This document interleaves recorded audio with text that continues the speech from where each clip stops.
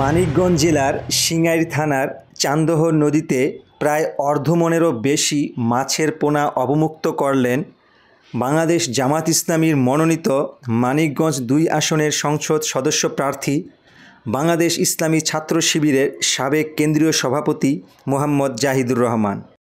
এর আগে গত ১৫ই সেপ্টেম্বর মানিকগঞ্জ জেলার কালীগঙ্গা নদীতে মাছের পোনা অবমুক্ত করেন তিনি। গ্রামবাসীর জীবিকা নির্বাহের সুবন্দোবস্ত এবং বাংলাদেশের মৎস্য সম্পদ উন্নয়নের লক্ষ্যে মোহাম্মদ জাহিদুর রহমান এই উদ্যোগ গ্রহণ করেন। আর গ্রামের যুব সমাজও তার এই উদ্যোগকে স্বাগত জানিয়ে বলেন, কর্মসূচি খুবই ভালো। আর এই মাছ অবমুক্ত করার মাধ্যমে আমাদের এলাকার মানুষ প্লাস জেলের অনেক উপকৃত হবে।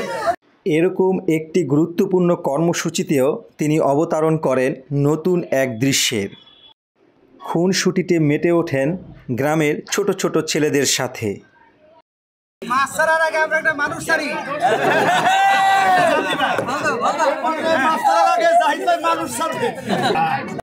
এভাবেই প্রকাশ পেল তার নান্দনিক হৃদয়ের হারিয়ে যাওয়া কৈশোরের চাঞ্চল্যতা।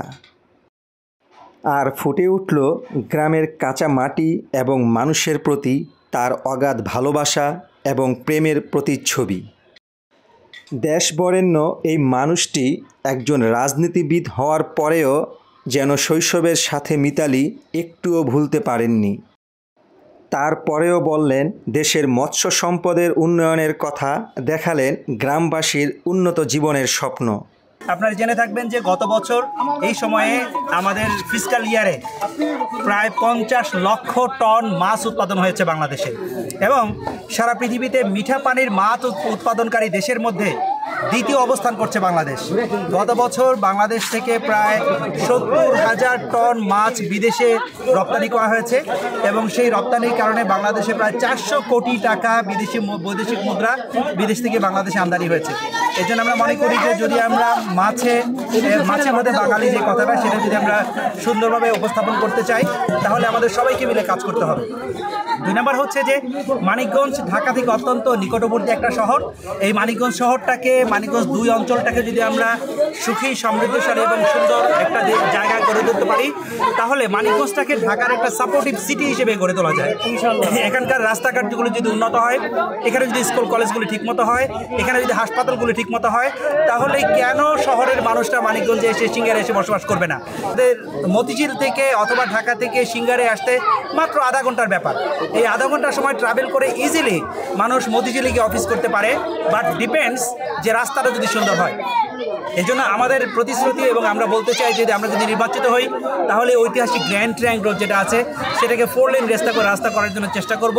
এবং আমাদের পদ্মার যে ভাঙন যেটা ব্যাপার আছে, আমাদের হরিরামপুরের মানুষের জন্য একটা মরণ ফাঁদ হয়ে আছে। আমরা হরিরামপুরের মানুষের জন্য পদ্মার ভাঙনটাকে পার্মানেন্টলি বন্ধ করার জন্য, নিয়ন্ত্রণ করার জন্য আমরা জরুরিভাবে এবং যেগুলো সরকারি পদক্ষেপ আছে সেই পদক্ষেপগুলো আমরা গ্রহণ করবো ইনশাআল্লাহ।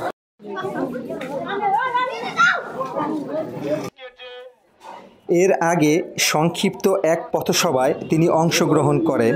সেখানে উপস্থিত ছিলেন সিঙ্গাইর থানার জামাতের ভারপ্রাপ্ত আমির মাওলানা অলিউর রহমান, এবং আরও উপস্থিত ছিলেন চান্দহর ইউনিয়নের জামাত ইসলামীর নেতাকর্মীরা।